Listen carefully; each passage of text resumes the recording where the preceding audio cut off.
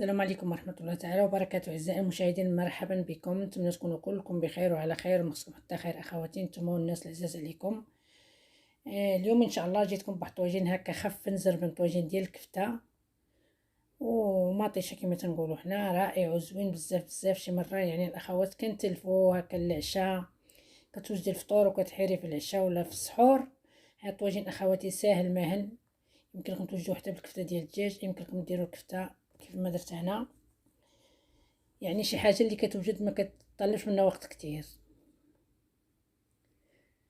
على بركه الله اخواتي، ما تنسوش قبل ما تشاهدوا الفيديو ما تنسوش ديروا لايك وتعليق فضلا وليس امرا.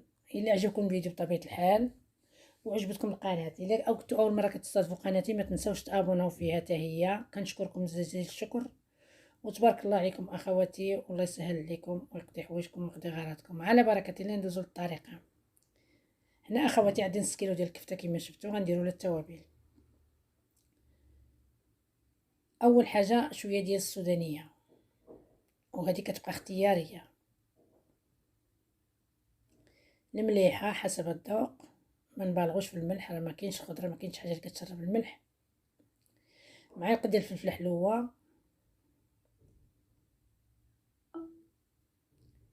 شويه ديال بودره الثوم،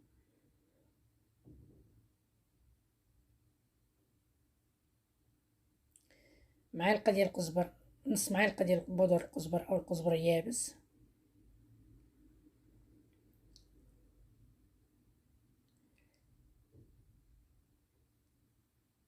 غادي نعجن كلشي اخواتي مزيان ونخليها تشرب واحد شويه وندوزو نكملو باقي التحضير ديالنا. هنا بعد ما عجنت الكفته ديالي وخلطتها مزيان اخواتي، تما عقبت شويه ديال الكمون اللي راه ما تصورش، كنعتذر على شويه ديال الكمون ما تصورش ليا. هنا غنجيب الطاجين ديالي، قطعت واحد البصيله كبيره، الا كانوا صغار ديروا جوج، وغادي نضيفهم في الطاجين هكا ونخليهم يتشحروا.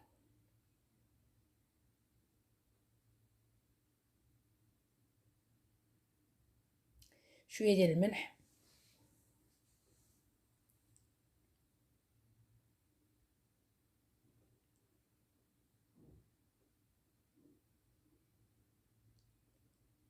وغادي نحرك هاد البصيله ديالي نخليها شويه تدبل في الطاجين.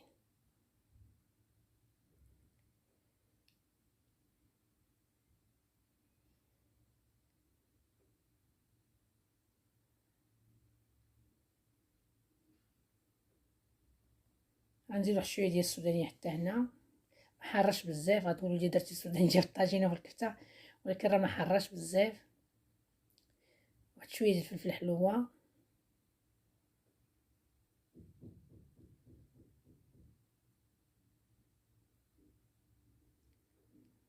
الطاجين راه دغيا كيوجد، يعني ما كاينش حوايج اللي كيطلبوا منه يعني وقت كتير.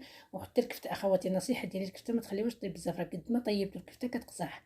هنا درت اخواتي نص معلقه ديال الخرقوم، نص معلقه ديال السكينجبير،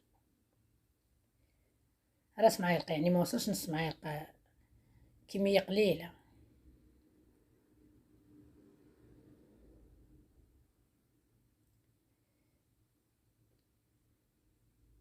وغنضيف شويه ديال الصلصه ديال الطماطم،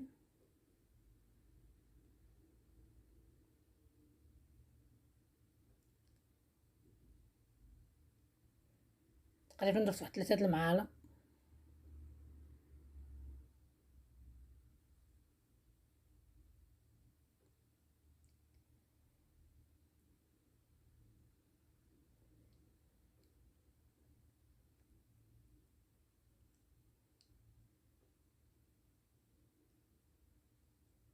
غنضيف واحد المعلقه ديال المعدنوس،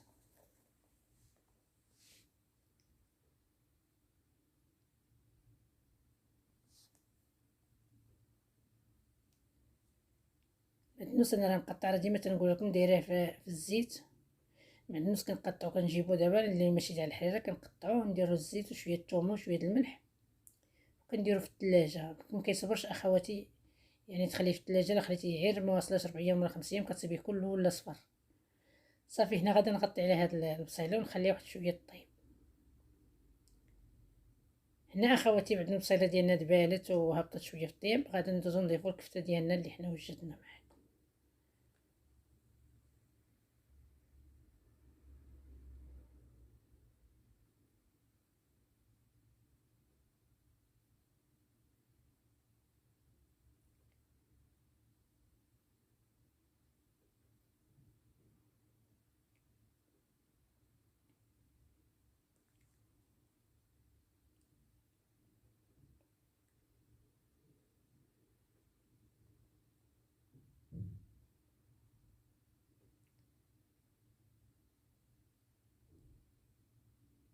صافي هكا طويجين ساهل ماهل بدون تعب بدون وقوف. حنا ملي راكم عارفين دابا كتبقاي واقفه واقفه واقفه واقفه، ملي كتجلسي مور الفطور ما كتقديش تنوضي للما يعني كتكون عندك يلاه تنوضي تصلي وتنوضي تقربي من الله سبحانه وتعالى. وهنا اخواتي غطيت عليه. كانت هذه هي النتيجه ملي رجعت له. هانتوما هو واجد طيب عاقد. ما غتقولوا لي فيه المرقه كثيره، راه غادي نعير تطفيو البوطه وتخليوه واحد 10 دقائق وهذاك المرق كيهبط. دابا اخواتي ما بقى لنا لا نديروا له شويه المعدنوس من الفوق. يمكن لكم اخواتي الا بغيتو تضيفوا البيض ضيفوا البيض، ولكن انا ما غاديش ندير البيض.